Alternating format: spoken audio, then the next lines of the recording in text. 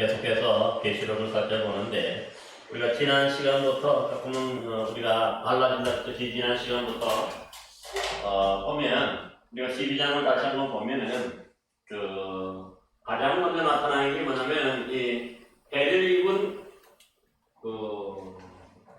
해를 못 입은 여자가 나와요. 이 해를 입은 여자는 뭐라고 했습니까? 다시 말하면 이게 이제 이스라엘이라고 했죠. 이스라엘이고 하나님의 백성들. 그 다음에 이게 아까 신약의 표현을 하면은 뭐라고 했죠? 하나님의 백성들이 모여있으니까 교회라 그렇게 볼 수 있다고 했어요. 그래서 이런 해를 옷 입고 달을 관 아래 두고 또 머리에는 12별을 관을 썼다 그렇게 표현했는데 그게 바로 이스라엘을 뜻한다고 했습니다. 이스라엘 전체. 근데 이 해를 옷 입은 여자가 이제 아이를 낳으려고 그러죠. 아이를 깨서 아이를 낳으려고 그러는데 이때 용이 어떻게 합니까? 용이 삼키려고 기다려요.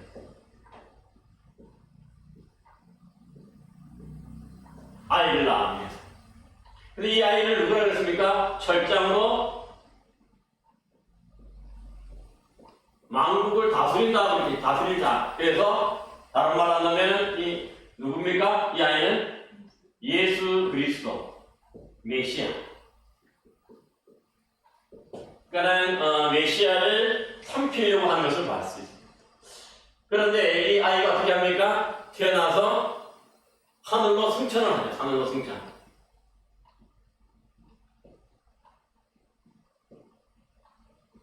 하늘로 승천해서 이제 이 대상이 이 아이를 핍박하고 아이를 이제 삼키려고 했는데 승천하니까 결국 뭡니까? 이 여자, 아이를 낳은 여자를 핍박하죠. 그래서 광야로 피했다. 그렇게 피했다. 그런데 여기서도 한 가지 얘기하는 게 뭐냐면 용에 대한 얘기가 하죠. 이 용. 용이 원래 어디 있었어요? 하늘에 있었는데 하늘에서 천사장 미가엘과 싸워 전쟁하죠. 미가엘과 그 사자들과 함께 전쟁을 해서 패배하죠. 패배해서 땅으로 쫓깁니다. 이 땅으로 내려 쫓기게 되는 거죠. 이 용이. 그래서 이 땅에 내려오게 됐는데 우리가 지난 시간에 살펴본 대로 이 용은 네 가지로 또 표현이 되어 있죠. 첫 번째로 뭡니까? 옛뱀이라고 그랬죠? 이 옛뱀은 뭐죠? 아담과 하와를 뭡니까? 범죄하게 한 그 창세기에 나오는 그 뱀을 말해요. 창세기 3장에 간교한 뱀. 이 바로 옛뱀이에요. 그래서 하와가 선악을 하는 나무의 열매를 따먹었는데 그 다음에 이 뱀에게 어떤 거 3장 15절을 보면은 창세기 3장 15절을 보면은 여자의 후손이 뱀의 머리를 상하게 하고 그죠? 또 여자의 후손이 뱀의 머리를 상하게 하고 또 뱀은 여자의 후손의 뒤꿈치를 상하게 한다 그렇게 얘기하죠. 그래서 이렇게 보면 어떻게 보면 이것은 원수인 것을 여자의 후손과 이 원수인 것을 볼 수가 있어요. 서로를 상하게 하는. 그 다음에 두 번째로 또 뭐라고 그랬습니까? 사탄이라고 그러죠? 이 사탄은 무슨 뜻이라고 했습니까? 구약 성경에 주로 나온 표현이죠? 사탄은 의미가 기억합니까? 다이브. 이건 하나님을 대적한다.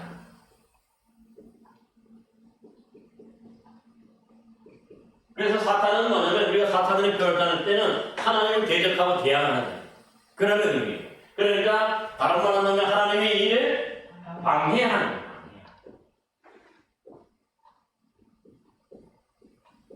이게 사탄. 그 다음에 세 번째로 또 우리가 거기 뭐라고 했습니까? 마귀라고 했죠? 이 마귀는 무슨 뜻이라고 했습니까? 마귀는 사실은 이 사탄이라는 말을 헬라어로 번역합니다. 음력을 해요. 그래서 이 마귀의 뜻은 뭐냐면 비방하는 자, 비방자, 또 거짓말로 헐뜯는 자, 이런 뜻이지. 그래서 이런 뜻이고, 결국은 이 세 가지를 종합하는 말이 또 하나 있죠.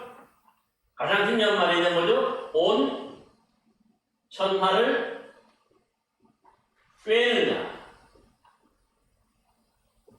꿰는다 하는 것이 속이는 거고, 그 다음에 미혹하는 거죠. 이게 바로 보면 용의 특징이에요. 다 이것만 보면은, 용의 정체가 뭔지 알 수가 있는 거죠. 그래서, 이런 우리가 이 용과 이런 예뱀, 사탄, 마귀, 온천하, 이걸 우리가 한번 정리가 되는 거예요. 이것이 그래서 용이, 바로 이렇게, 또 불린다 하는 것을 우리가 알 수 있어요. 근데 이런 용이 이제 해서, 전쟁이 내적 뒤에서 어떻게 하죠? 그 다음에, 아이가 하는 것을 찾아보니까, 이 여자를 핍박하죠. 아이를 낳은 여자를 핍박해요. 박해하는 거죠. 그러자, 두 날개 가진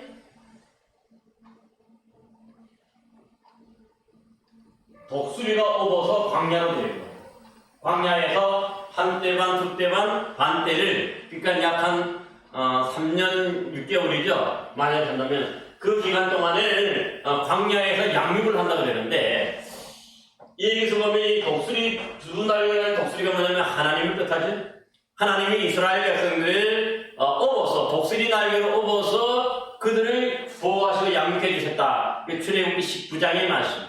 홍해에서 구원받고 난 다음에, 그래서 시내 광야로 인도해서 거기서 40년간 그 이스라엘 백성들을 양육하시는 것을, 훈련하시는 것을 봐요. 그 모습 그대를 봤죠. 그러다가 이제 또 한편은 뭡니까? 뱀이 물을 토하죠? 물을 토해서 여자를 삼켜버려요. 아이를 낳은 여자를. 그러자 이번에는 어떻게 합니까? 땅이 물을 삼켜버려요. 강물을.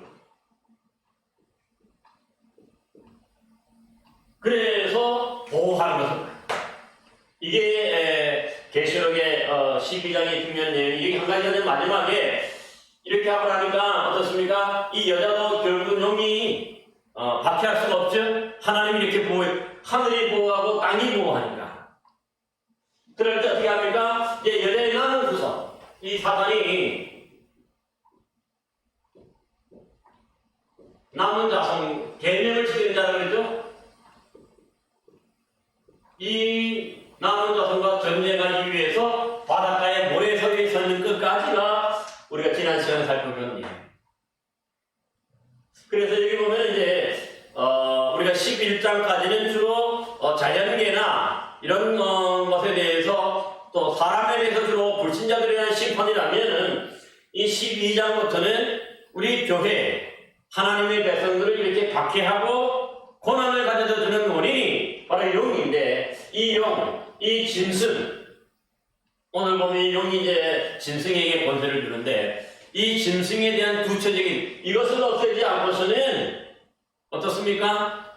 아무리 이 자연계라든가 가지고 심판을 해도 그들이 회개하지 않았어. 이 자체를 하나님이 그래서 이제 12장부터 용, 이 짐승으로 표현되는, 이 사탄으로 표현되는 이 용에 대한 심판을 지금 12장부터 말씀합니다. 그래서 밝혀진 것이죠. 용이 왜 이렇게 내려와서 교회를 핍박하게 되는지, 이것을 우리 12장에서 분명히 보여줘요. 하늘에서 원래 있었는데 천사장 미가엘과 싸워가지고 패배함으로 땅으로 내쫓겼어. 하늘에 있을 곳이 없어서. 그 다음에 땅으로 내쫓겨서 가장 먼저 할 일이, 이 아이를, 여자가 낳은 아이를, 이 메시아를 삼키려고 했는데, 그것이 승천함으로 실패로 돌아가고, 그 다음에 그러다 보니까 이 여자를 광야로 도망가는데, 이 광야를 밖에 여자를 박하려고 하지만은 하나님이 독수리 날개로 업어주고 땅이 그 물을 삼킴으로 보호하시니까, 그 다음에 이제 대상이 세 번째로 어디로 바뀌어요? 여자의 남은 후손들. 누구예요? 이스라엘 백성들이고 교회. 아까 하나님의 백성들이죠? 이 하나님의 백성들, 이제 우리 성도들 개개인을 박해하고, 그래서 대상을 완전히 바뀌어서 아이에서 여자에서 이제는 여자의 남은 후손을 이제 박해한다. 교회를 박해한다. 이것을 분명히 보여주는 것을 12장에 볼 수 있어요. 그래서 우리가 12장에서 이것을 이해를 해야 왜 이 땅에 고난이 오고 왜 이 땅에 특별히 우리 믿음의 사람을 박해하는지, 그 용이 어떻게 생겨나고 사탄이 어떻게 생겨났는지를 이 12장에서 잘 설명해 줬어요. 그러면 이제 오늘 13장을 우리가 함께 좀 공부를 할 텐데, 우리 한번 13장을 한번 읽어봅시다. 우리 1절, 2절 말씀만 우리 먼저 한번 읽어볼까요? 1절, 2절. 우리 한번 같이, 잠깐만요. 찾아보세요.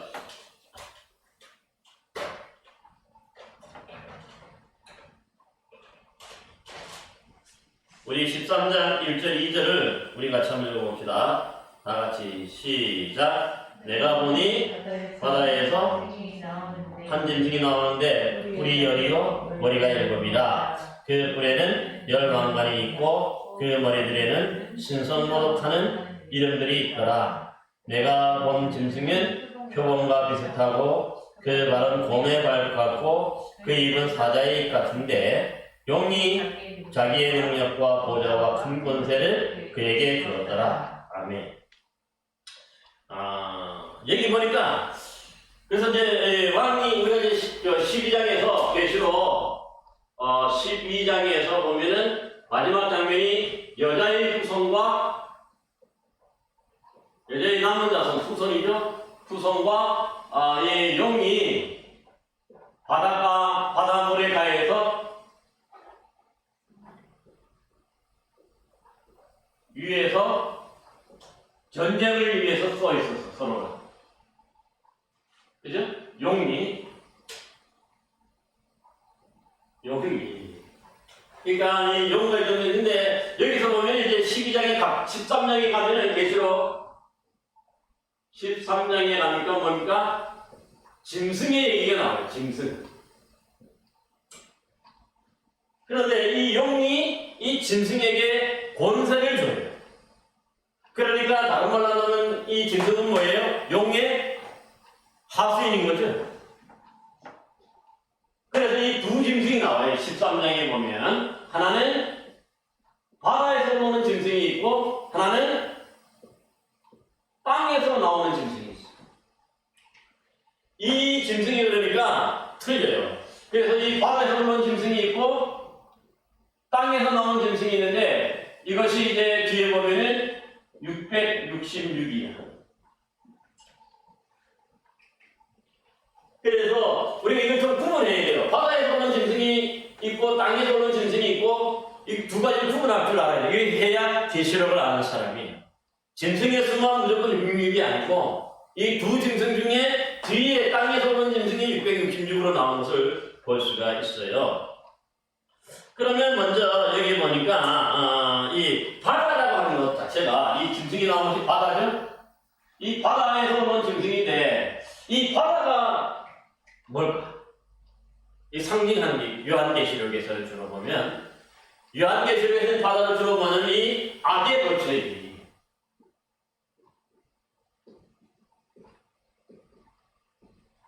악한 세력들이 거처하는 것이 바로 바다로 나와. 그래서 특별히 여기 한번 우리가 앞에서 살펴봤던 계시록 11장 7절에 보면 여기 무저갱에서 올라온 그런 거죠. 무저갱에서 올라온 어떤 사자가 두 증인이 나와. 두 증인이 하나님의 말씀을 복음을 전하죠. 그러다가 이제 3년 6개월 때가 차니까 이 무저갱에서 올라온 사자가 이 두 증인을 죽여요. 그치? 그 장면하고 지금 오늘 이 13장의 장면하고 오버랩이 돼. 거기서 우리 11장에서 보면 두 증인이 이 복음을 전하죠. 그럼 오늘 본문 13장에서는 뭐가 나와요? 두 증인이 아니면 뭐죠? 여기 나오는 거죠? 짐승이, 두 짐승. 짐승이 나와서 반대로 이 복음을 전하는 게 뭘 해요? 신성 모독을.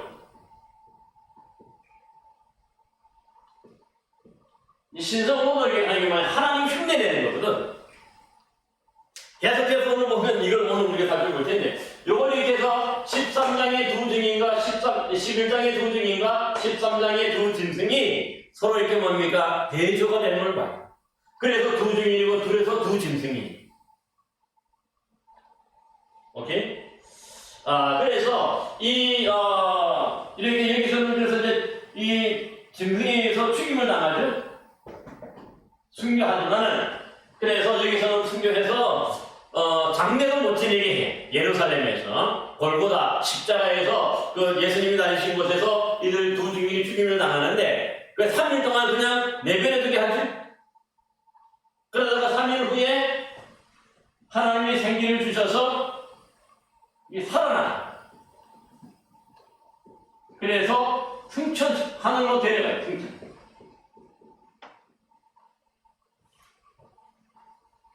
그래서 여기 이제 우리가 이제 이 두 짐승이 나오는데 이것을 이제 짧게 설명했지만 두 짐승은 앞으로도 가면 우리가 20장에 가면은 이 두 짐승도 결국은 어디 가요?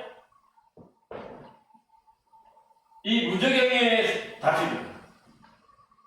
그 다음에 최후의 전쟁 후에 또 뭡니까? 멸망을 당하여서 이게 불로 타는 불못에 걸려요. 결과가 이렇게 나옵니다. 이 두 가지가 그대로 이게 대비되는 것을 우리가 좀 기억하면 좋겠어요. 그래서 여기 보면은 사실 바다라고 하는 것 자체가 어떻게 보면은 이 무정행 이것과 동일한 의미예요. 그래서 이 바다 자체가 이 무정행이라는 말도 바다 깊은 곳, 10년이를 말하거든요. 그 끝을 알 수 없는 바다 깊은 같은 그런 곳을 말하는데 거기서 이 무정행이 나오는데 이 바다에서 나온 짐승이 바로 여기가 대비가 되는 것을 볼 수 있어요. 오케이? 그래서 계시록 13장에 가면 완전히 그래서 보면은 여기 가가지고 여기 보면은 21장에 가면 계시록 어떻게 될까? 새 하늘과 새 땅이 내려올 때 처음 하늘과 처음 땅과 바다가 다시 있지 아니한다. 그러니까 이제는 이 무정행 자체도 이제 완전히 21장에 하나님의 나라가 완전히 되면 처음 땅과 처음 바다가 없어져. 그러면 다시 한번 뭡니까? 이 바다가 있으면 또다시 이런 짐승이 올라올 수 있고 그렇기 때문에 그거를 미연에 방지하기 위해서 아예 그 원천 차단하는 걸 봐요. 바다 자체가 없어져요. 오케이? 그래서 최종적으로 하나님 우리 어린 양이 승리하는 그런 모습을 우리에게 말씀하고 있어요. 그 다음에는 우리가 또 그래서 이제 바다가 또 왜 어디서 올라오는지를 우리가 구분해야 됩니다. 그 다음에 이제 우리가 또 한 가지 살펴볼 게 뭐냐면 이 짐승에 대한 말씀인데 이 짐승 이 오늘 먼저는 뭐냐면 두 짐승 중에 그러니까 바다에서 올라온 짐승에 대해서 바다에서 올라온 짐승이죠. 이 바다에서 올라온 짐승이 뭘까? 오늘 이것을 우리가 구체적으로 좀 살펴보도록 하겠습니다. 사실 이 짐승이라는 표현을 할 때 집사님 오늘 어떤 사람을 가리켜서 짐승이라고 표현합니까?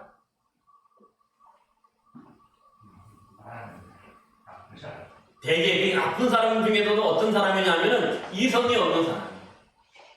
아주 악랄하고 뭔가 이게 폭력적이고 뭔가 파괴적인 그런 사람들을 가리켜서 짐승이라고 얘기해요. 그 이유가 뭐냐면 원래 이 짐승이라는 의미 자체가 싸나운 짐승을 말하는 거거든요. 예를 들면 이 사자와 같이 오늘 본문에도 나오는 사자나 곰이 있어. 사자의 가장 큰 강력한 무기는 뭔 입이죠? 입으로 찢어버려요. 뭐든지 찢어버릴 수 있어요. 아주 악랄한 그런 표현이죠. 폭력적인.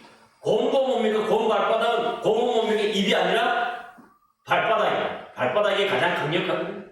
그거 한번 합치면은 모든 사람들이 다 뭐 이렇게 짐승이나 사람이나 찢어져요. 그 정도로 뭐냐면 이것 표현 자체가 파괴적이고 그 다음에 폭력적이고 그 다음에 또 한 가지가 흔히 말해서 악마적인 이런 속성이 있어요. 짐승의 속성이. 그래서 짐승이라고 합니다. 사람을 표현할 때 그러니까 이 짐승이 이런 성향을 가진데 이게 사람의 이 파괴적이고 폭력적이고 악마적인 성향을 가진 사람이 바로 뭐냐? 짐승이라는 거죠. 그걸 말씀해요. 그런데 당시에 그러므로 당시 사람들은 이 짐승이라 하면은 가장 먼저 떠올리는 사람 한 사람이 있었어. 누굴까요? 예? 당시 보면 이게 바로 그래서 로마 황제였어. 로마 황제. 이 로마 황제 하면 가장 먼저 떠올리는 게 뭐냐면 이런 파괴적이고 폭력적이고 악마적이고. 그래서 기독교인은 그만큼 뭡니까? 해치고 죽음으로 몰아넣고 심한 고문과 핍박을 가했기 때문에 그 누구라도 다 이 로마 황제라는 가장 먼저 떠올릴 수 있었다. 그게 왜 그렇습니까? 사실 로마 황제가 이 뭘 하려냐면 황제 숭배를 강요하죠. 이 황제 숭배를 강요해. 그러다 보니 이 황제 숭배에 참여하지 않고 반대하는 그리스도인들은 어떻게 되냐면 다 모조리 거의 죽이고 또 고문하고 그랬던 거죠. 그러니까 이 로마 황제의 모습이 마치 뭐냐면 이 짐승이야. 사람의 탈을 쓴 짐승이야. 그렇게 표현하는 거예요. 그런데 이 바다에서 온 짐승이라고 어떻게 표현일까요?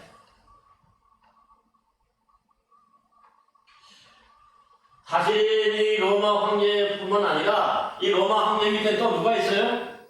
총독이 있고 또 이들의 하수인이 또 누가 있어요? 분봉왕들이 있어.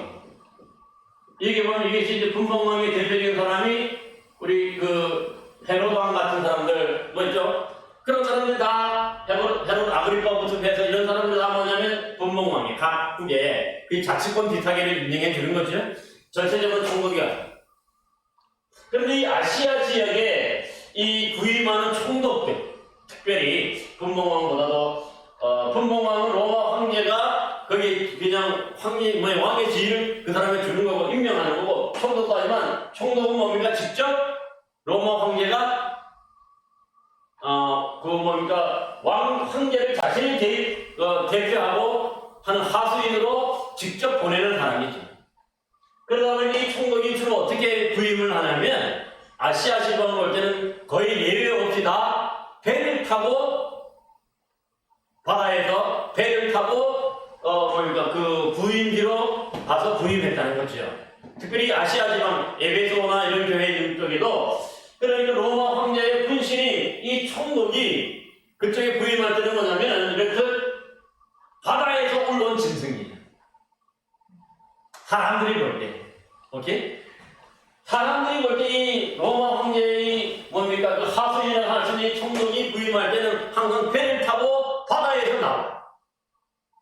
오케이? 그러니까 그 모습이 마치 뭐예요? 바다에서 나온 짐승이에요. 이거 자체가. 그래서 이 로마 황제의 명을 받들어서 어떻게 해요? 로마 황제가 직접 한 게 아니라 아시아 지방의 총독이 뭘 합니까? 총독이 직접 뭡니까? 이 황제 숭배를 강요하고 총독이 직접 황제 숭배에 참여하지 않는 사람들을 고문하고 잡아 죽이고 그러는 거죠. 이 황제를 대신해서. 그러니까 이 총독이나 로마 황제는 뭡니까? 같은 이 운명, 쉽게 말해서 운명 공동체라고 그럴까요? 같은 운명 공동체 똑같아. 왜냐면 하수인이 지금 그 모습을 그대로 보여요. 그래서 이런 그러기 때문에 바다에서 올라온 짐승이라고 해요. 그만큼 파괴적이고 그러니까 외지에서 부임한 거지.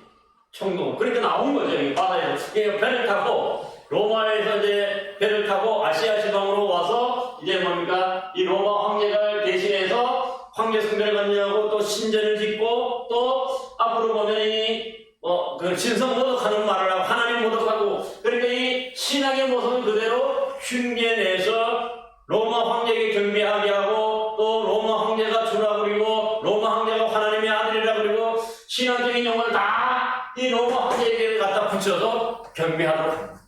이 사람들이 실질적으로 이래요. 그래서 첫 번째로 보면은 땅에서 올라온 바다에서 올라온 짐승에 대해서는 이러한 건 뭡니까? 그림 속에서 바다에서 올라온 짐승이라. 그래서 이제 로마 황제의 하수인이 이 총독을 가리킨다. 대개 그렇게 볼 수가 있어요. 오케이? 자, 그런데 오늘 본문에 보면 이 바다에서 나온 짐승이 모습이 있어. 1절에 보면 뿔이 몇 개를 그랬어요? 뿔이 10개고, 그 다음에 머리가 7. 이건 무슨 뜻일까요?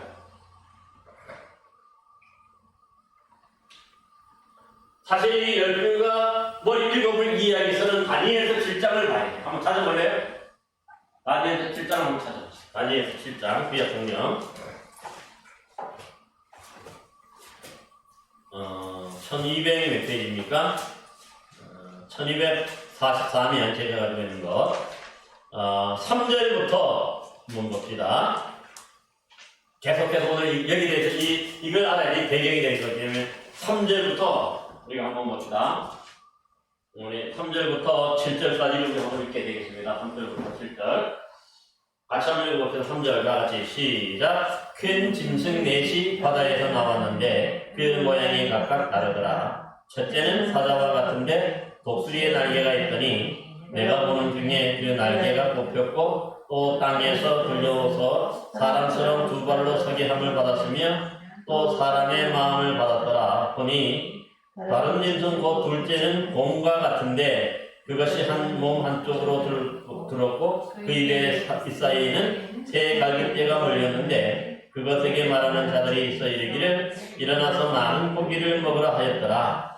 그 후에 내가 또 본즉 다른 짐승 곧 표범과 같은 것이 있는데 그 등에는 새의 날개 넷이 있고 그 짐승에게 또 머리 넷이 있으며 권세를 받았더라.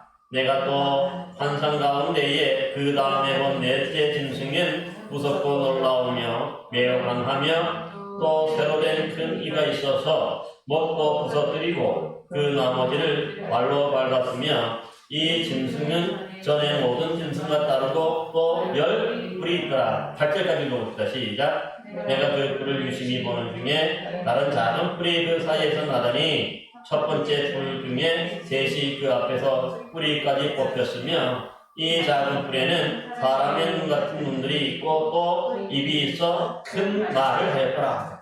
그러니까 이 다니엘이 본 환상이에요. 다니엘이 본 그 짐승에 대한 환상인데 여기에 보면 그 4명의 짐승이 나오는데 뭡니까? 첫 번째로 사자의 모양이고 두 번째가 곰과 같고 세 번째는 표범과 같고 넷째 짐승은 뭡니까? 그 어떤 특별한 짐승이 아니라 새로 된 큰 이가 있고 하는 그런 짐승이 있죠. 그런데 여기 보면 10뿔이 뭘까? 그러니까 거기서 네 번째 짐승이 10뿔을 가졌습니다. 그 다음에 여기 머리가 7은 또 뭘까요? 4마리 짐승에다가 그 다음에 세 번째 나온 그 짐승의 머리가 3개. 그래서 더하면 7개지 머리가. 보세요. 그 6절에 보면 세 번째 표범과 같은 것이 있는데 그 등에는 새 날개 넷이 있고 그 짐승에게 또 머리 넷이 있으며 권세를 받았더라 얘기하죠. 그러니까 세 번째 짐승의 머리가 4개죠. 그러니까 앞에가 네 짐승이니까 둘이 하나니까 3마리죠. 짐승 3마리. 그러니까 합쳐서 7머리가 되는 거죠.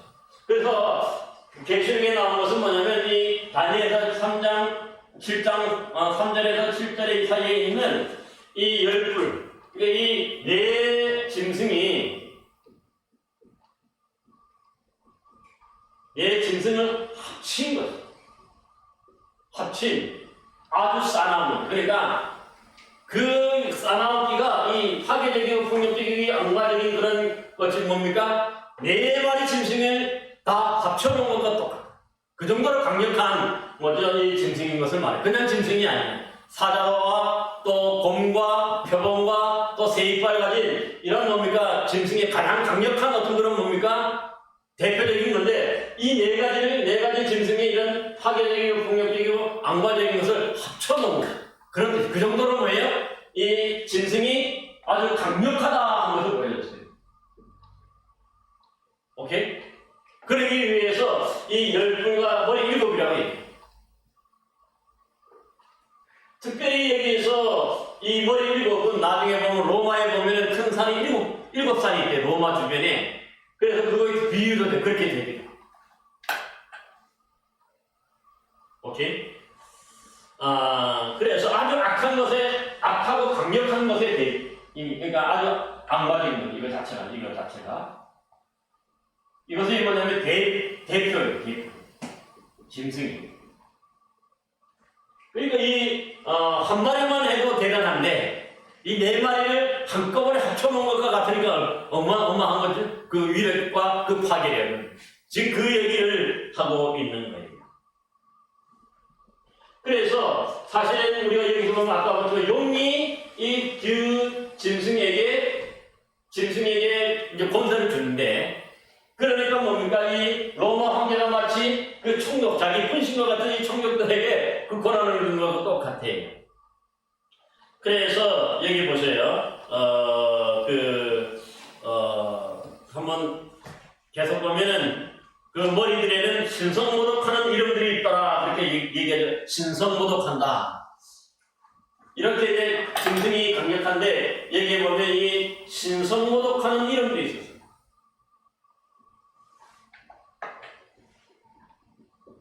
머리. 7마리 자체가 이 신성모독하는 이름이에요. 오케이? 이 신성모독이라는 게 뭐죠? 아까 하나님의 속성을 그대로 흉내내가지고 자처하는. 그래서 보면은, 실질적으로 보면 어떤 일들이 벌어지냐면은, 이것이 뭐냐면, 교회를 박제하고 핍박했던 사람들이 그 하나님의 이름과 또 하나님의 속성들을 사칭하고 모방해 해가지고 사람들을 뭡니까? 미혹하고 속여서 자기를 경배하게 하는 도구로 삼아요. 그래서 보면은 예수 그리스도, 하나님과 예수 그리스도 이런 왕권을 다스림을 표방하고 모방했기 때문에 당시에 보면은 이 로마 황제들이 그 곳곳에다가 황제 숭배할 수 있는 황제 사당, 신당을 지어요. 우리나라 또 일제시대 때 천황에게 이렇게 뭔가 신사참배방뇨하면서 그 곳곳에 사당을 짓는 것 같이 똑같이 그렇게 짓는 거죠. 그렇게 짓고 거기에 하나님께 교회에서 예배하듯이 거기서 예배하도록 그렇게 합니다. 뿐만 아니고 이렇게 하고 난 다음에는 그 로마 황제들은 자신을 즉 하나님이라고 자처합니다. 그래서 이러한 내용들이 보면 특별하게 보면은 그 당시에 그 로마에서 발행된 이 동전이 있는데, 지금 발견되는 그 동전에 보면은 동전이 어떻게 새겨졌냐면은 특별히 이 도미시안 시대 때 보면은요, 이 도미시안 자신이 하나님의 아들이고 또 하나님이라고 거기다가 동전에다가 새겨서 그렇게 합니다. 우리 예수님 시대에도 보면 어떻게 했습니까? 가이사의 것은 가이사에게, 하나님의 것은 하나님에게라고 할 때에 거기도 보면은 가이사의 것은 왜 가이사에게 그러냐면 거기에 가이사의 얼굴이 새겨져 있기 때문에 동전에. 그러면 이 도미시아는 그 동전에 자기 그것을 새겨놓고 얼굴을 새겨놓고는 또 주변에 글씨로 뭐냐면은 하나님의 아들이고 하나님이라고 그렇게 적어요. 그 정도로. 그래서 특별히 로마 황제 아구스도는 식민지 백성들에게 자신을 신으로 섬기라고 아주 그렇게 강요를 했고요. 또 로마 황제 우리가 잘 아는 네로는 자신을 세상의 구주라고 호칭하라고 또 시켰어요. 모든 이 백성들이 구주라고. 세상을 구원하는 구세주라고 얘기하는 거죠. 그 다음에 조금 전에 말씀드렸더니 도미시아는 주와 하나님으로 그렇게 표방하고 그렇게 하는 거죠. 그러니까 뭐 여기 신성모독하는 일들이 다 자기가 다 하나님을 잡수했으니까 이런 로마의 황제들, 그러니까 여기 말하면은 그거 자체가 로마의 황제들을 뜻해.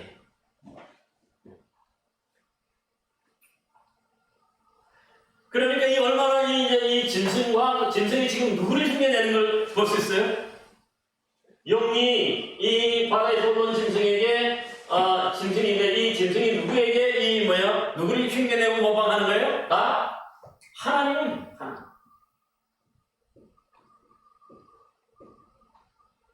하나님을 모방하고 흉내내는 이 짓거리를 지금 하는 거예요. 그래서 자신을 경배하는 거예요.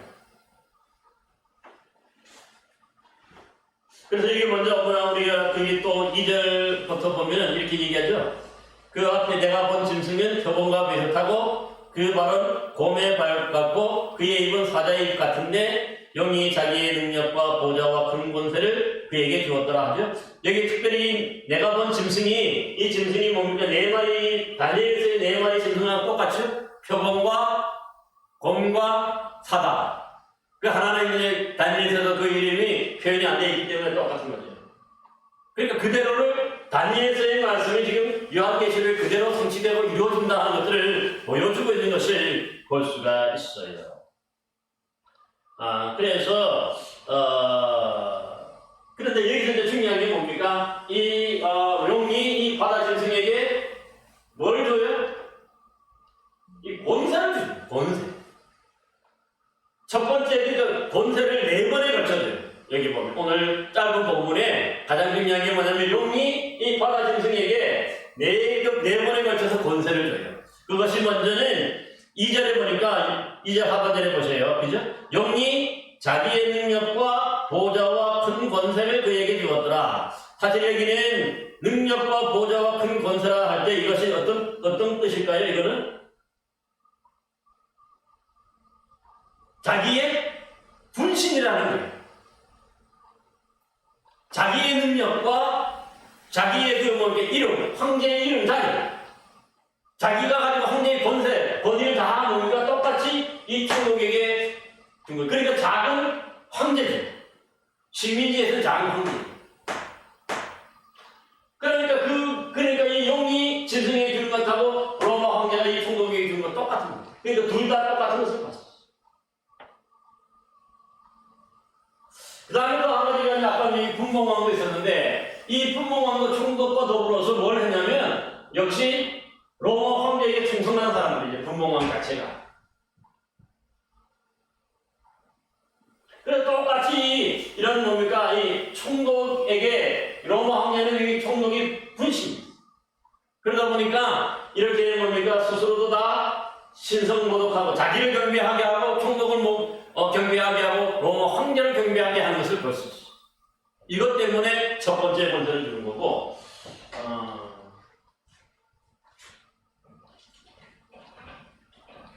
오늘 이제 여기서 아주 중요한 게 권세를 주는데 권세가 4가지 권세예요. 권세가 첫 번째로는 능력과 보좌와 이 능력과 보좌도 뭐라 그랬죠? 오늘 본문에 보면 권세, 큰 권세를 줘. 이것은 뭐냐면 자기 분신과 똑같은 동일시하는 거죠. 오케이? 그 다음에 두 번째 또 주는 게 있어. 4절을 한번 볼래요? 4절. 4절을 보세요. 4절을 보면은 영이 또 짐승에게 뭘 줘요?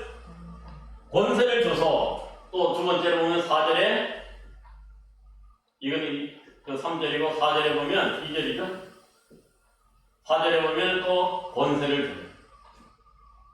이 권세는 어떤 권세일까요? 거기 보니까 경배받도록 하는 핵심이 그죠? 황제를 경배하고 총독에게, 그러니까 황제와 짐승과 용과 짐승에게 경배하도록 한다는 거죠? 그러니까 이 권세가 뭡니까? 경배를 받도록 하는 거예요. 추앙을 받도록 하는 거예요. 근데 이 경배한다는 것이 뭐냐면은 사실은 이 어린 양과 하나님에게만 경배하는 거죠, 우리가. 그럴 때만 경배라는 말을 써요. 그런데 여기서도 그러니까 4절에서도 그렇게 자기가 하나님과 어린 양 같이 그런 식으로 추앙받고 존경받도록 그리고 경배받도록 하는 거예요. 똑같이 하나님 흉내내는 거죠.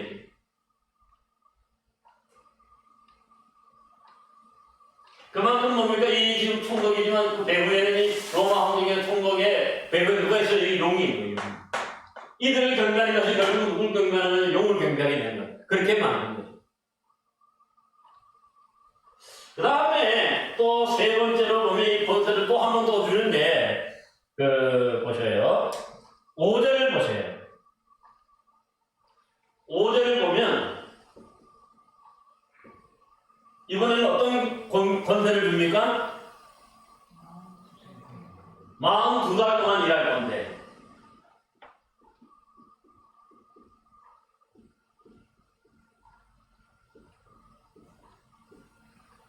이 42달이면 3년 6개월이죠?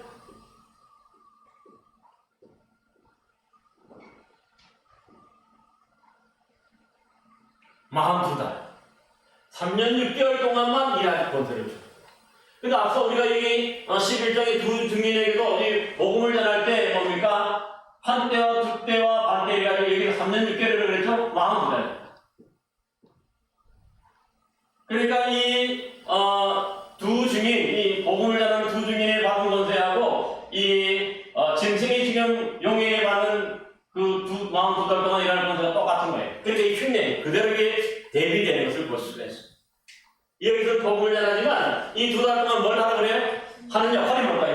그 앞에 보니까 뭐라고 말합니까? 하나님을 비방합니다. 신성모독하는 말, 그죠? 그러니까 하나님 비방. 이 결국 뭡니까? 신성모독이에요. 두 증인의 11장에서 복음을 전하는데 여기서는 뭡니까? 권세를 받아가지고 하나님 비방하고 그것이 이들의 일이라는 거죠. 오케이? 하나님을 대적하고 하나님을 비방하고 하나님을 모독하는 것, 하나님 흉내를 자체 내는 것, 이것이 뭐냐면은 이들의 권세예요. 그 얼마나 어리석은 일입니까? 인간이 그런 식으로 자처하고 하니까.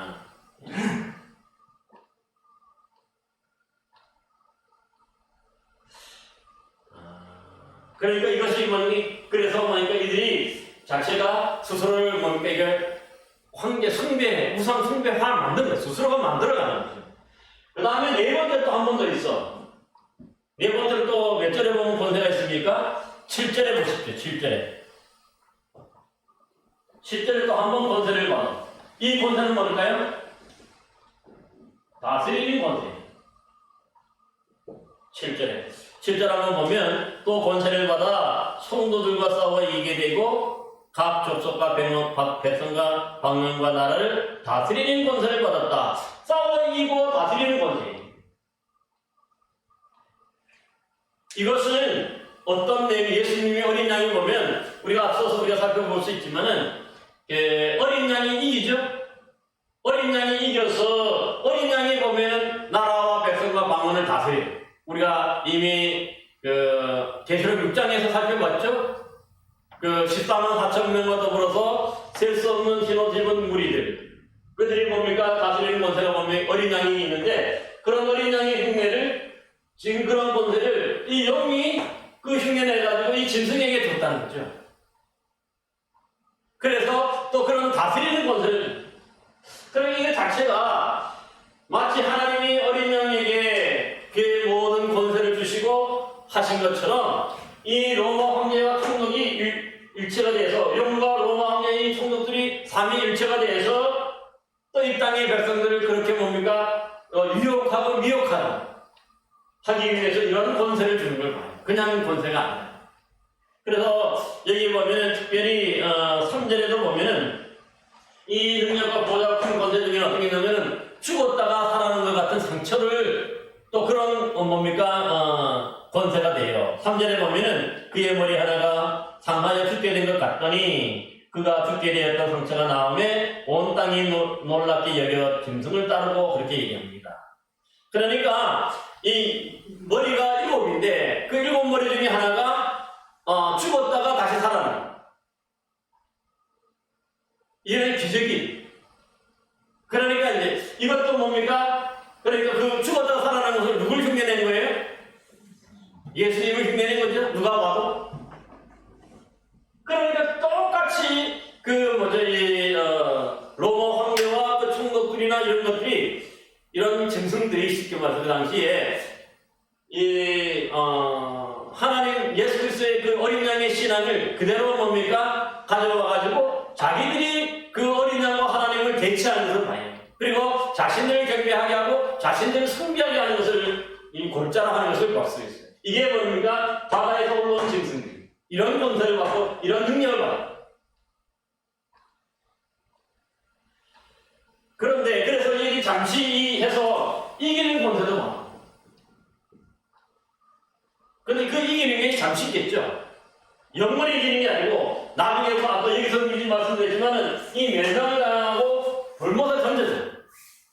그러니까 이 잠시 동안에 이김의 권세를 받는 거죠. 여기서도 보면 두 증인에서도 어떻게 됐습니까? 죽음이 나가죠? 죽었다가 어떻게 됐어요? 살아났잖아요. 그게 똑같은 그런 얘기를 하는. 그러나 이들은 승천해서 천국에 가지만 이들은 뭡니까? 이 이김이 영원한 이김이 아니고 그래서 마지막에는 다 불못에 던져지는. 이게 대조잖아요. 대조가. 그 다음에 이제 중요한 것이 이제 8절 버텀인데요. 한번 봅시다. 우리 8절부터 우리 10절까지 한번 읽어봅시다. 8절부터 10절까지 다 같이 시작. 죽임을 당한 어린 양의 생명책에 창세의 이유로 이름이 기록되지 못하고 이 땅에 사는 자들은 다 그에게 경배하리라. 누구든지 귀가 있거든 들을지어다. 사로잡힐 자는 사로잡혀갈 것이요 칼에 죽을 자는 마땅히 칼에 죽을 것이니 성도들의 인내와 믿음이 여기에 있느니라. 아멘. 그러니까는 여기 보니까 어떻습니까? 이래서 모든 사람들 여기 보면 이런 짐승이 이런 권세를 받고 활동을 하니까 다 많은 불신자들이 뭐예요? 미혹이 돼서 섬기는데, 근데 여기 보면 어린 양의 생명책이라는 이 귀한 책이죠. 어린 양의 생명책. 여기에 기록된 자들은 어떤 사람들일까? 여기에 기록되지 못한 사람은 다 짐승에게 경배한다는 거예요. 어린 양의 생명책이 뭐죠? 우리 믿음의 사람들, 신앙을 지킨 사람들의 이름이 기록된 거죠. 그러니까 이 신앙인들 외에 어린 양의 생명책에 기록된 사람들 외에 모든 사람은 다 미혹이 돼서 이 짐승을 섬기고 경배한다. 그러나 마지막에 가면 어린 양의 생명책에 기록된 사람만이 구원받는다는 거죠. 우리 한번 보세요. 19장을 한번 보세요. 20장을 한번 보세요. 20장. 20장 12절 한번 보세요. 20장 12절하고 우리 15절 두 개 같이 한번 보겠습니다. 20장 12절 시작. 또 내가 보니 죽은 자들이니 큰 자나 작은 자나 그 보좌 앞에 섰는데 책들이 펴있고 또 다른 책이 펴졌으니 곧 생명책이라. 죽은 자들이 자기 행위를 따라 책들에 기록된 대로 심판을 받으니 바다가 그 가운데서 죽은 자들을 내주고 또 사망과 음부도 그 가운데서 죽은 자들을 내주매 각 사람이 자기 행위대로 심판을 받고 사망과 음부도 불못에 던져지니 이것이 둘째 사망 곧 불못이라. 누구든지 생명책에 기록되지 못한 자는 불못에 던져지리라. 그치? 여기서도 이미 나와요. 그러나 이 어린 양의 생명책에 기록된 사람만이 이 하나님 나라에 가게 되고, 여기에 기록되지 못한 사람은 뭡니까? 기록되지 못한 사람은 다 불못에 던져지는 최고의 심판을. 그러니까 여기서도, 그러니까 지금 이 짐승의 역할을 여기 잘 아시죠? 어린 양의 생명책에 기록되지 못하게 합니다. 어린 양의 생명책에 기록되지 못하게 해서 자기를 경배하게 하고 자기를 섬기게 만들어서 다 불못에 던져지도록 미혹하고 유혹하는 그런 세력인 것을 우리가 알 수가 있어요. 이게 핵심이에요.